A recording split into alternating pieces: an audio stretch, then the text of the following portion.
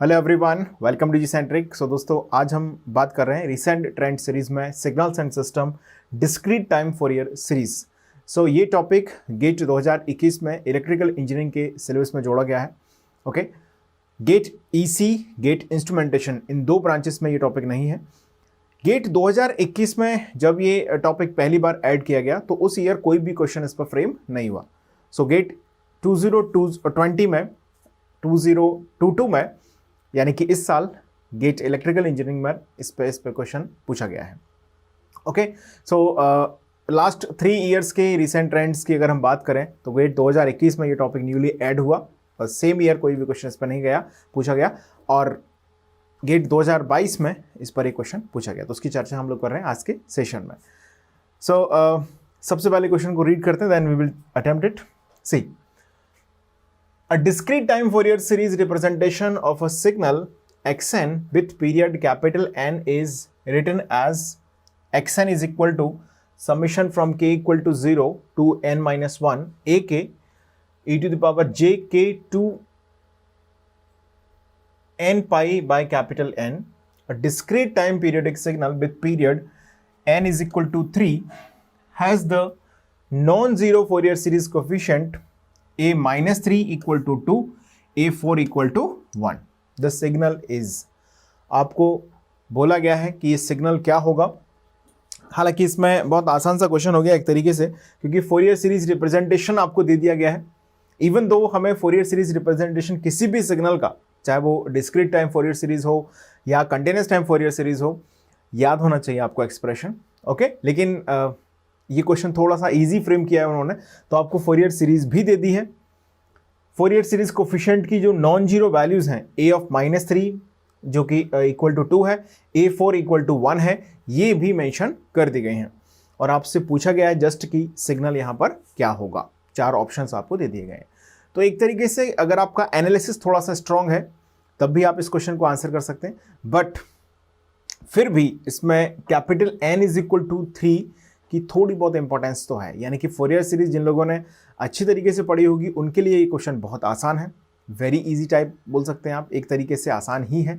Okay, और जिन लोगों ने थोड़ा सा फोरियर सीरीज का एक बोलते हैं ना, जिसको आइडिया आपको है कि पीरियोडिसिटी होती है इसके अंदर। ओके, फोरियर सीरीज जो कोफिशिएंट्स हैं वो एक पीरियोडिक इंटरवल्स में डिफाइन होते हैं।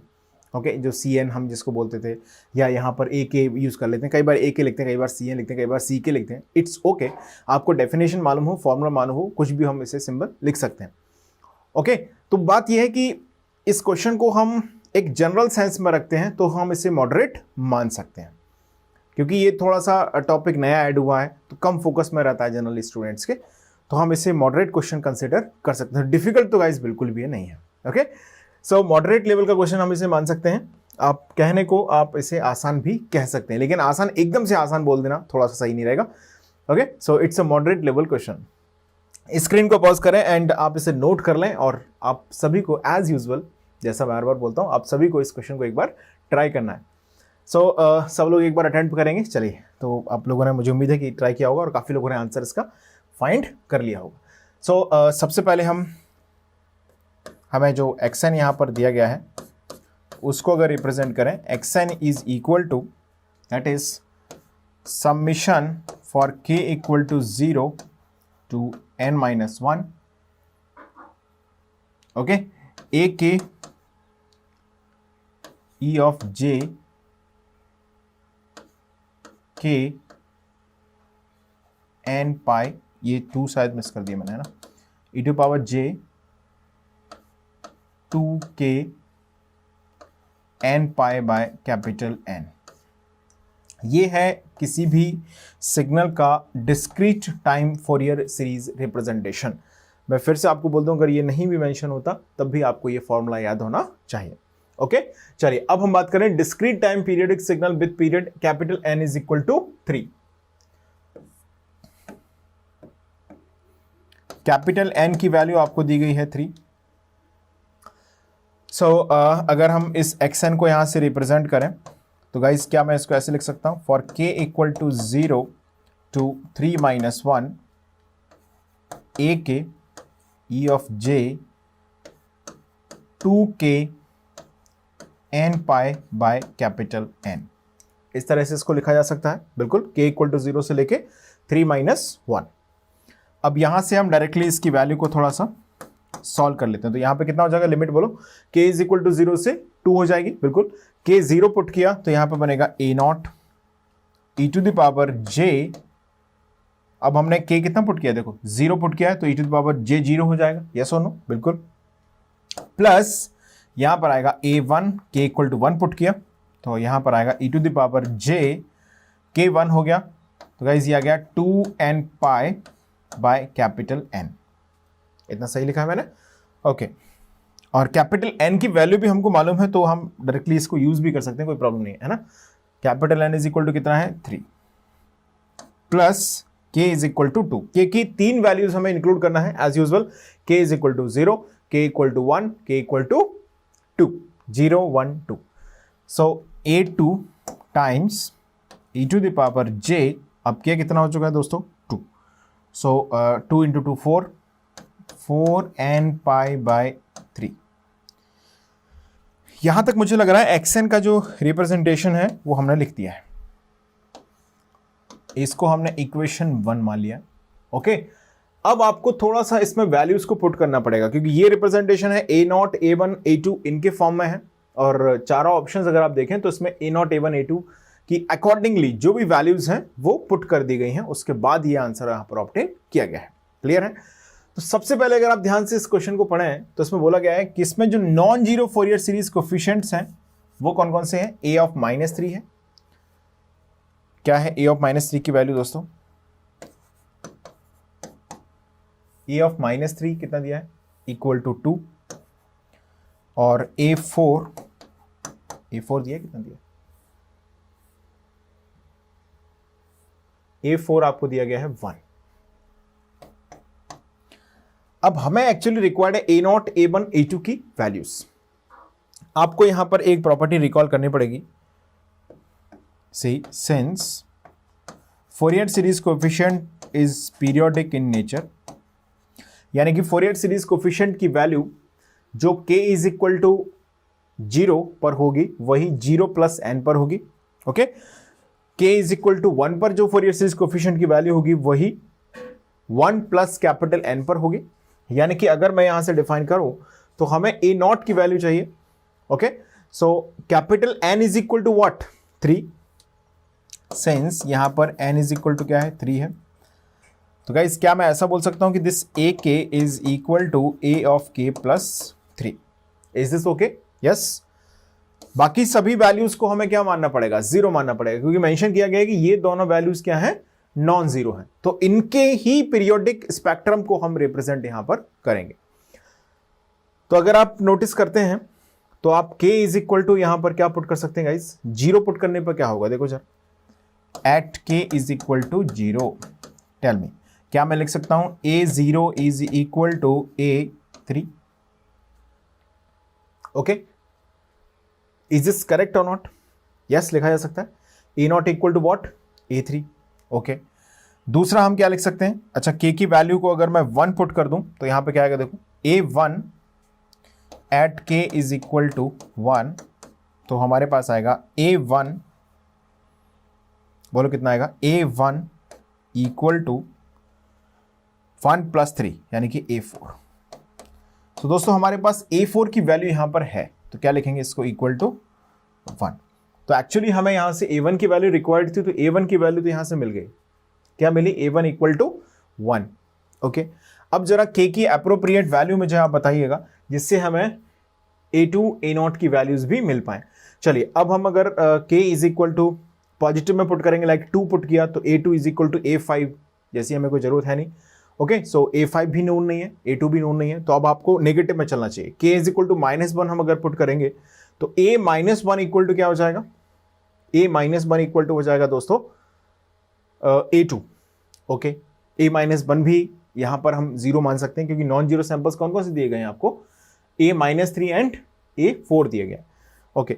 अब k इज इक्वल टू अगर मैं 2 पुट कर दूं तो a of -2 is equal to कितना आएगा, a1 आ जाएगा, okay. a minus two is equal to a1, so but actually हमें a1 की वैल्यू पहले से मालूम है, कोई जरूरत नहीं है कैलकुलेट करने की। अब k इक्वल टू अगर मैं -3 पुट कर दूं यहां से, at k equal to what, -3, तो आप एक चीज बोल सकते हैं यहां से, a of -3 is equal to हो जाएगा गाइस a ऑफ -3 प्लस 3, यानी कि a0। Okay, so a0 is equal to क्या हो गया हमारे पास, a of -3, means I can say a0 equal to हो गया a -3 मतलब 2। सो दोस्तों इस पूरे रिप्रेजेंटेशन में हमारे पास a0 की वैल्यू आ चुकी है, a1 की वैल्यू आ चुकी है, और एज यूजुअल हम यहां से नोटिस कर सकते हैं कि जो a2 बच गया उसकी वैल्यू होगी 0, क्योंकि अगर आप k की वैल्यूज कुछ भी यहां से शिफ्ट करते जाएं तो 0 सैंपल की वो इक्वल इसमें आएगा। अंडरस्टूड है? आगे बढ़ सकते हैं। चलिए अब इन वैल्यूज को ले जाके इस इक्वेशन नंबर 1 में पुट कर देंगे। सो लिखिएगा आप आगे, from equation 1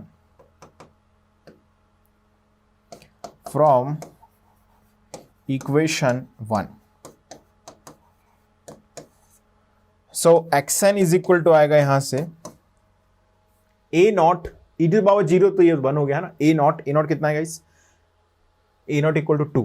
okay, so xn equal to आ गया 2 प्लस a1 कितना है 1 into e to the power j2n pi by 3, 1 into e to the power j2n pi by 3 plus next क्या है a2 into e to power j4n pi by 3, a2 कितना है, how much a2, 0। सो इसको नहीं भी लिखें तब भी कोई प्रॉब्लम नहीं है, प्लस 0। सो देशवासियों ये आंसर आ गया 2 plus e to the power j2n pi by 3। एक बार मैच करते हैं, 2 प्लस, भाई साहब कोई भी ऑप्शन नहीं है, लेकिन ध्यान दीजिएगा उम्मीद है कॉस है, तो कॉस के फॉर्म में अगर हम हमारे पास जो रिजल्ट आया उसको लेके आ जाएं तो हमें आसानी से आंसर इसमें मिल सकता है। क्या बोलते हो, ऐसा हो सकता है? चलिए देखते हैं कैसे इसको हम कॉस के, और एक चीज और समझिएगा, यहां पर जो एंगल की वैल्यू आ रही है वो है e to the power j2 pi by 6, cos 2 pi by 6, j2 pi by 6, देखो तीन ऑप्शन में 2 पाई बाई 6 है, और हमारे पास क्या है एंगल 2 पाई बाई 3, मतलब हम यहां पर उसको डिवाइड बाय 2 ऐसा कुछ फॉर्मेट में रिप्रेजेंट कर सकते हैं। चलिए तो मैं थोड़ा सा इस तरह से रीअरेंज इसको कर लूं तो कोई प्रॉब्लम नहीं है। 1 plus, can I right in this वे, देखना, +1, 2 को मैंने 1 + 1 लिख दिया, एक प्लस को ऐसे रहने दिया, इसको भी एज इट इज रहने दिया। क्या इस 1 को हम ऐसे लिख सकते हैं, e to the power j2n pi by 6 dot e to the power -j2n pi by 6। Is this all right और not? Can we write in this way guys? लिख सकते हैं इस तरीके से हम इसको।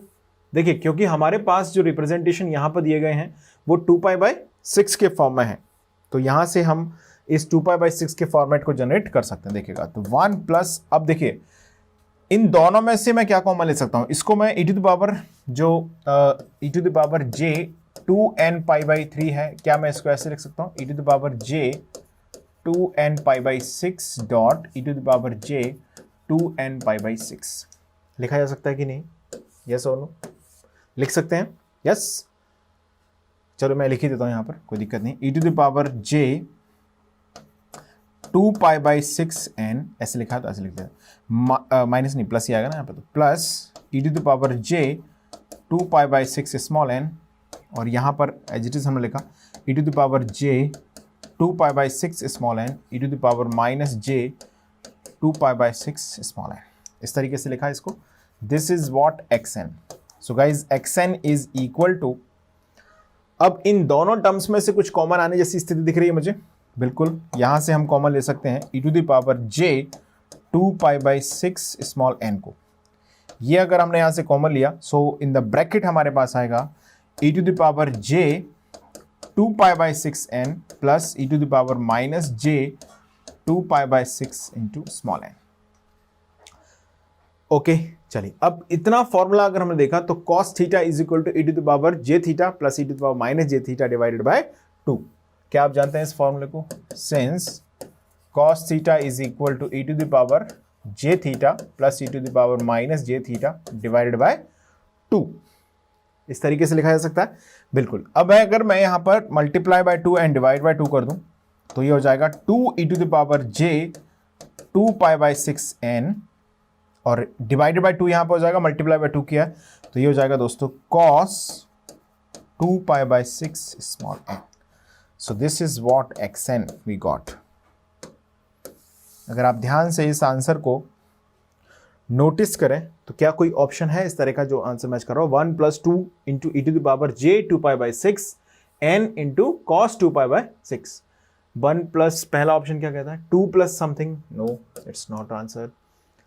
Yes, I think option B is the right answer of this question और not. Yes, option B will be the correct answer. बाकी सब में देखो यहाँ पर जो है फेजर में e⁻j 2π/3 है, which is obviously invalid result. ये भी नहीं है, option B is the correct answer of this question. Understood सभी को। तो एक तरीके से अगर हमें ये मालूम है कि जो फोरियर सीरीज कोफिशिएंट है वो पीरियोडिक नेचर है, यानी कि ak is equal to a of k plus n, अगर ये है और सिंपल फोरियर सीरीज रिप्रेजेंटेशन हमको लिखना आता है तो हम इस क्वेश्चन को आंसर कर सकते हैं। इनफैक्ट फोरियर सीरीज रिप्रेजेंटेशन वहां पर ऑलरेडी मेंशन कर दिया गया है, ओके, तो उसमें बहुत ज़्यादा आपको डिफिकल्टी नहीं आएगी। तो ये यहाँ पर आके रिसेंट ट्रेंड सीरीज हमारी जो सिग्नल्स एंड सिस्टम्स की for electrical engineering branch complete होती है। So thank you so much for attending this entire series, okay, and मुझे उम्मीद है कि आप सभी के लिए काफ़ी कुछ बेनिफिशियल होगी फॉर द एनालिसिस पर्पस। किस तरह से क्वेश्चंस फ्रेम होते हैं, किस तरीके के क्वेश्चन अभी तक आए हुए हैं रिसेंट 3 ईयर्स में। पर्टिकुलरली मैंने कोशिश की कि यहाँ पर आपको 3 ईयर्स में किस तरह का पैटर्न गेट पेपर में फॉर्म हुआ है उसकी एक अंडरस्टैंडिंग, उसका एक आइडिया आपको मिल सके। So thank you so much for watching this entire series.